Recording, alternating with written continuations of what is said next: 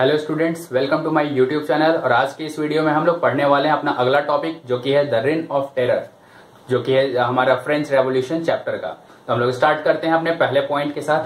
पहला पॉइंट है क्या? मैक्सिमिलियन रॉबस्पियर, यानी रेन ऑफ टेरर जो था, वो रेन ऑफ टेरर जो किसके उस समय रूलर कौन था वहां का? तो उस समय जो रूलर था वो था मैक्सिमिलियन रॉबस्पियर, जो जैकोबिन क्लब का लीडर था। तो जैसा कि हम लोगों ने अपने पिछले टॉपिक में पढ़ा था, हम लोग देखते हैं अपना अगला पॉइंट है 1793 टू 1794। यानी कहले का मतलब क्या है कि टेन्योर क्या था, जो रेन ऑफ टेरर जो बोला गया तो उसका टेन्योर क्या था, कौन से टाइम पीरियड में रेन ऑफ टेरर हुआ था? तो वो था 1793 टू 1794। यानी हम लोग एक तरह से यह भी कह सकते हैं कि 1793 से 1794 तक मैक्सिमिलियन रॉबस्पियर का रूल था फ्रांस में, जो कि जैकोबिन क्लब का लीडर था। और इसी के मैक्सिमिलियन रॉबस्पियर का जो टाइम पीरियड था रूल का, उसी को रेन ऑफ टेरर कहा जाता है। तो याद रखने के लिए हम लोग ये डेट जो है इसको पॉइंट्स में हम लोग याद रखते हैं और सेंटेंस में हम लोग फॉर्मेशन कर सकते हैं एग्जामिनेशन में अगर क्वेश्चंस आए तो। नेक्स्ट पॉइंट है हमारा सीवर कंट्रोल एंड पनिशमेंट। कहने का मतलब उसकी ऐसी क्या पॉलिसी थी जिसके वजह से मैक्सिमिलियन रॉबस्पियर के 1793 टू 1794 के टाइम पीरियड को रेन ऑफ टेरर कहा गया। तो उसकी पॉलिसी थी किस चीज की? Sewer control and punishment. यानी उसका जो कंट्रोल था, यानी वो उसके जो रूल्स रेगुलेशंस थे वो काफी ज्यादा स्ट्रिक्ट थे।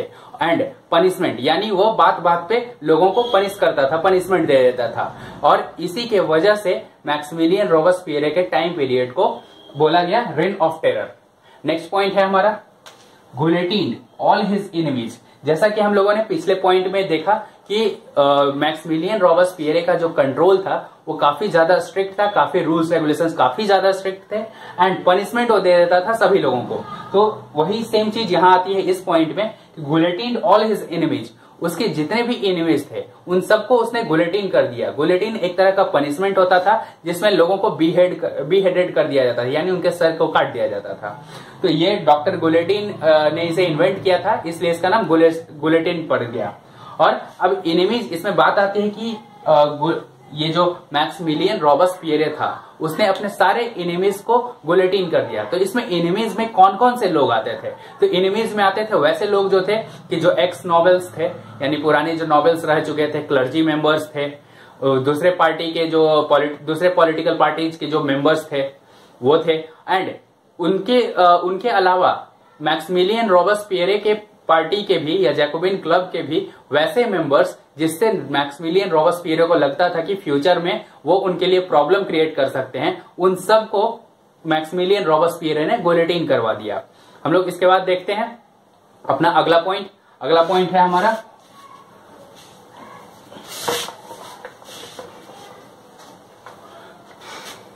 अगला पॉइंट हमारा आता है issued laws placing maximum ceiling.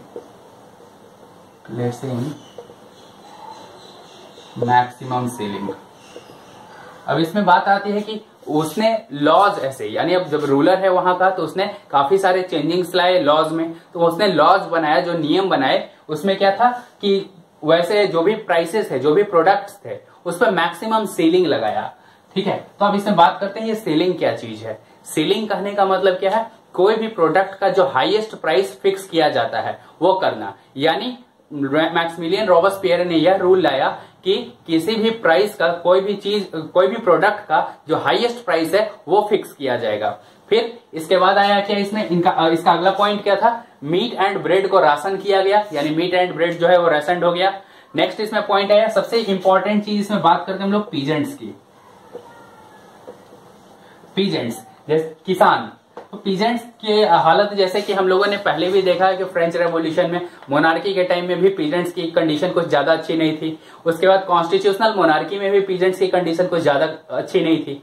Next हमारा आता है रेन ऑफ टेरर में। अब पीजेंट्स के लिए उसने क्या रूल्स रेगुलेशंस लगाए? पीजेंट्स के लिए सबसे इंपॉर्टेंट रूल उसने लगाया कि जो भी प्रोडक्ट उनका होगा खेत में, ठीक है, जो भी फार्म्स में प्रोडक्ट्स होते हैं उसको जो पीजेंट्स हैं वो ट्रांसपोर्ट करके सिटीज में लाएंगे और सिटीज में जो गवर्नमेंट फिक्स्ड प्राइसेस हैं उस पे उन्हें बेचना होगा।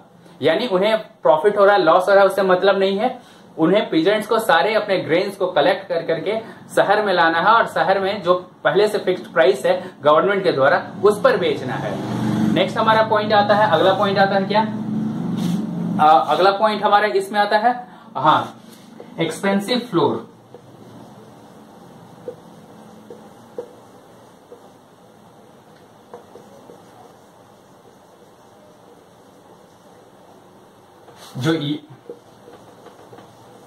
जो use of expensive floor forbidden, यानी कहने का मतलब क्या है, जो एक्सपेंसिव फ्लोर थे, यानी कोई भी सीरियल्स अगर है, कोई भी ग्रेन्स है, उसको पीस करके फ्लोर बनाया जाता है और उसके बाद फर्दर उसे यूज किया जाता था तो ब्रेड बनाने के लिए, या जो स्टेपल फूड था फ्रांस का। लेकिन मैक्सिमिलियन रॉबेस्पियर जब रूल करना स्टार्ट किया तो उसने कहा क्या, जो एक्सपेंसिव फ्लोर है यानी सीरियल्स को पीस करके जो फ्लोर बनाया जाता है वो अब नहीं बनाया जाएगा, और जो पब्लिक है उसे कंज्यूम करना होगा क्या, जो भी फूड बनेगा वो होल ग्रेन का बनेगा, यानी उसे प्रोसेस, ग्रेन को प्रोसेस करके फ्लोर में कन्वर्ट नहीं किया जाएगा, उसको इलीगल बोल दिया गया। और वहां जो भी ब्रेड का पीसेस अब बनना शुरू हुआ वो होल ग्रेन का बना होता था, यानी पूरे अनाज के दाने का, बिना पीसे हुए। नेक्स्ट पॉइंट हम लोग देखते हैं अपना,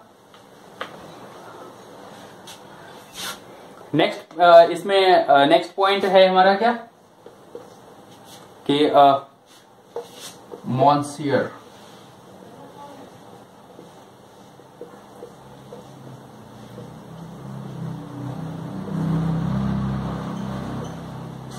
कहने का मतलब जो भी फ्रांस में ट्रेडिशनली जो भी रूल्स चलते आ रहे थे उसके अकॉर्डिंग, या जो ट्रेडिशनल जो वहां कॉलिंग्स होती थी लोगों को, मैडम या सर बोला जाता था, यानी सर को मॉन्सियर बोला जाता था और मैडम मतलब मैडम।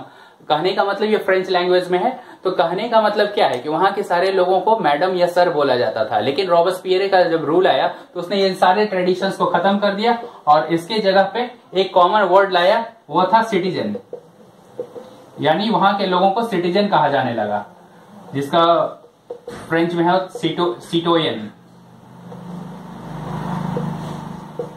यानी वहां के लोगों को मैडम और सर न कह करके वहां सिटीजन सिर्फ कहा जाने लगा। नेक्स्ट हम लोग अपना पॉइंट देखते हैं। नेक्स्ट हमारा पॉइंट आता है चर्च के बारे में हम लोग बात करते हैं। जैसा कि हम लोग जानते हैं कि चर्च का काफी ज्यादा इंपॉर्टेंट रोल था फ्रेंच सोसाइटी में। लेकिन जब मैक्सिमिलियन रॉबेस्पियर का रूल आया तो उसने जितने भी चर्च के बिल्डिंग्स थे उसको चेंज कर दिया बैरक्स में, और बैरक्स के साथ साथ गवर्नमेंट ऑफिसेज में, यानी चर्च, जितने भी चर्च के बिल्डिंग्स थे उनको खाली करवा दिए गए, वहां कोई प्रेयर वगैरह अब नहीं होती थी, उसको बैरक्स में चेंज कर दिया गया। बैरक्स मतलब वैसे जगह पे जहां मिलिट्री रहती है, तो यानी चर्च में मिलिट्री या आर्मी को रहने का जगह दे दिया गया, और साथ ही साथ बहुत सारे चर्चेज में गवर्नमेंट ऑफिसेज खोल दिए गए। फिर हमारा अगला पॉइंट आता है क्या कि रॉबेस्पियर की पॉलिसी जो थी वो इतनी ज्यादा हार्श थी, यानी इतनी ज्यादा कठोर पॉलिसी या स्ट्रिक्ट रूल्स वो फॉलो करवाता था कि इवन उसके अपने पार्टी के लोग जो हैं उन्होंने मॉडरेशन की मांग करना शुरू की, यानी उन लोगों ने कहा कि नहीं, हमें इसमें फ्लेक्सिबिलिटी चाहिए, लिबर्टी चाहिए, यानी उसके रूल्स जो हैं वो काफी ज्यादा हार्ड थे इवन उसके अपने पॉलिटिकल पार्टीज के लोगों के लिए। इसके बाद क्या होता है, फाइनली जैसे कि हम लोग जानते हैं कि कोई भी चीज जो है वो बहुत ज्यादा, जब किसी की भी मनमानी बहुत ज्यादा बढ़ जाती है तो उसके बाद उसका फाइनली एक एंड आता है, और इसी तरह मैक्सिमिलियन रॉबेस्पियर का भी एक एंड आया। तो उसका एंड कैसे हुआ, 1794 में 1794 में कोर्ट ने उसे कॉन्विक्ट किया। कॉन्विक्ट मतलब दोषी बताया, उस पर ट्रायल हुआ, उसके बाद उसे अरेस्ट किया गया, और जैसे सबको गुलेटिन किया जाता था वैसे मैक्सिमिलियन रॉबेस्पियर को भी फाइनली गुलेटिन कर दिया गया। यानी कहने का मतलब क्या है, 1794 ही वो टाइम पीरियड था जिसमें मैक्सिमिलियन रॉबेस्पियर को कोर्ट के द्वारा, यानी फ्रेंच सोसाइटी के कोर्ट्स के द्वारा उसे कॉन्विक्ट किया गया, दोषी बनाया गया, एंड उसके बाद उसे अरेस्ट किया गया, और अरेस्ट करने के बाद उसे भी गुलेटिन कर दिया गया। हम लोग देखते हैं अब अपना अगला टॉपिक जो है डायरेक्टरी रूल्स इन फ्रांस। अगला टॉपिक है डायरेक्टरी रूल्स फ्रांस, यानी फ्रांस में जो है वो डायरेक्टरी रूल आ गया। तो अभी देखते हैं कैसे, जैसे कि हम लोगों ने लास्ट टॉपिक में पढ़ा था अपने कि मैक्सिमिलियन रॉबेस्पियर को 1794 में कन्विक्ट किया गया, कन्विक्ट करने के बाद अरेस्ट किया गया एंड उसे फिर गुलेटिन कर दिया गया। तो इसमें हम लोग देखते हैं अपना पहले पॉइंट को फॉल ऑफ जैकोबिन गवर्नमेंट। और जैसे ही मैक्सिमिलियन रॉबेस्पियरे को जब गुलेटिन कर दिया गया, तो गुलेटिन करने का मतलब वो उसका जो जैकोबिन गवर्नमेंट थी वो खत्म हो गई, यानी जैकोबिन गवर्नमेंट का एंड हो गया। और जैकोबिन गवर्नमेंट के एंड होते ही वहां की जो वेल्दी मिडिल क्लास जो थी, वेल्दी मिडिल क्लास जो लोग थे, जो धनी थे, मिडिल क्लास में थे, उन लोगों ने पावर को सीज कर लिया, यानी पावर को कैप्चर कर लिया। और कैप्चर करने के बाद उन्होंने सबसे पहले उसमें इंपॉर्टेंट चेंजिंग क्या की? सबसे पहला इंपॉर्टेंट चेंजिंग था न्यू कॉन्स्टिट्यूशन। एक नया कॉन्स्टिट्यूशन लाया गया, और नए कॉन्स्टिट्यूशन को इंट्रोड्यूस करने के बाद उसमें सबसे इंपॉर्टेंट बात क्या थी कि जैसे कि हम लोगों ने देखा था कि कॉन्स्टिट्यूशनल मोनार्की जब बनी, तो उस समय जो भी पैसिव सिटीजन्स थे उन्हें राइट टू वोट नहीं था। उसके बाद फिर जब रेन ऑफ टेरर आया, तो उसमें क्या किया गया कि उसमें 21 प्लस जितने भी मेन थे, नॉट वेमेन, मेन थे, उन सबको राइट टू वोट दे दिया गया। लेकिन अब जब इसमें बात आती है हम लोग डायरेक्टरी रूल्स ऑफ फ्रांस का, तो उसमें क्या होता है, जब जैकोबिन गवर्नमेंट फॉल कर गया यानी गिर गया, खत्म हो गया, तो उसके बाद जब न्यू कॉन्स्टिट्यूशन का फॉर्मेशन हुआ, तो उसमें राइट टू वोट जो थे वो पुअर्स को नहीं दिए गए। यानी जो कॉन्स्टिट्यूशनल मोनार्की में जो कंडीशन थी पुअर्स की, वो फिर से वापस वैसी ही हो गई, क्योंकि वहां भी नॉन प्रॉपर्टी या जो नॉन टैक्स पेयर्स थे उन्हें वोट देने का राइट नहीं था। और यहां भी वही कंडीशन आ गया कि जो वैसे लोग जो अमीर नहीं थे या जिनके पास पैसे नहीं थे, उन्हें राइट टू वोट डिनाई कर दिया गया, यानी मना कर दिया गया। देखते हैं इसके बाद हम लोग अपना अगला पॉइंट। अगला पॉइंट हमारा है क्या कि इसमें इस कॉन्स्टिट्यूशन के हिसाब से दो इलेक्टेड लेजिस्लेटिव काउंसिल्स बनाए गए। 2 elected legislative councils, 2 elected legislative council बनाए गए। जैसे कि हम लोग जानते हैं लेजिस्लेटिव का काम होता है रूल्स बनाना, तो रूल्स बनाने के लिए 2 इलेक्टेड लेजिस्लेटिव काउंसिल्स थे। और जब हम लोग बात करते हैं कि तो फिर इसे फॉलो कौन करवाता था, तो इसको फॉलो करवाने के लिए एग्जीक्यूटिव 5 मेंबर्स का एक एग्जीक्यूटिव पैनल बनाया गया, जिसे डायरेक्टरी बोला गया। ठीक है, तो ये इन लोगों ने मिल करके एक डायरेक्टरी को अपॉइंटेड, और डायरेक्टरी, ठीक है, उन्होंने एक डायरेक्टरी को अपॉइंट किया। इस डायरेक्टरी में 5 मेंबर्स होते थे, 5 मेंबर्स, ठीक है। और ये एग्जीक्यूटिव हुआ करते थे, यानी लेजिस्लेटिव जो है ये रूल्स, लेजिस्लेटिव काउंसिल्स जो है वो रूल्स बनाती थी, और उस रूल्स को फॉलो करवाने के लिए एक डायरेक्टरी को अपॉइंट किया गया। और ये डायरेक्टरी जो है वो 5 मेंबर्स से बनी होती थी, और इसका काम था रूल्स को फॉलो करवाना। लेकिन अक्सर होता था क्या कि इन इलेक्टेड लेजिस्लेटिव काउंसिल्स और ये अपॉइंटेड जो डायरेक्टरी के 5 मेंबर्स थे, इनमें आपस में क्लैसेस होते रहते थे। अब क्लैसेस क्यों होते थे? क्योंकि ये डायरेक्टरी जो है वो अपॉइंट की गई थी किनके द्वारा? इलेक्टेड लेजिस्लेटिव काउंसिल्स के द्वारा। तो होता क्या था कि अक्सर लेजिस्लेटिव काउंसिल्स के जो मेंबर्स थे वो इन्हें थ्रेट करते थे या धमकी देते थे कि हम तुम्हें हटा देंगे, यानी तुम्हारी डायरेक्टरी को हम लोग डिसमिस कर देंगे। और इसके वजह से directory members and legislative councils के बीच में क्लैसेस हमेशा होते रहते थे। और देखिए, जब होते हैं कि जब कोई भी 2 इंपॉर्टेंट इंस्टीट्यूशंस है गवर्नमेंट का, और दोनों में आपस में जब क्लैश होता है, तो उसके वजह से पॉलिटिकल इनएस्टेबिलिटी की कंडीशन क्रिएट हो जाती है। ये कहीं की भी बात है। तो फ्रांस में अभी लेजिस्लेटिव काउंसिल्स और डायरेक्टरी जो था 5 मेंबर्स का, उन दोनों के बीच में जब क्लैशेज हो रहे थे, तो फ्रांस में भी पॉलिटिकल इनएस्टेबिलिटी की कंडीशन क्रिएट हुई। देखते हैं हम लोग उसके बारे में।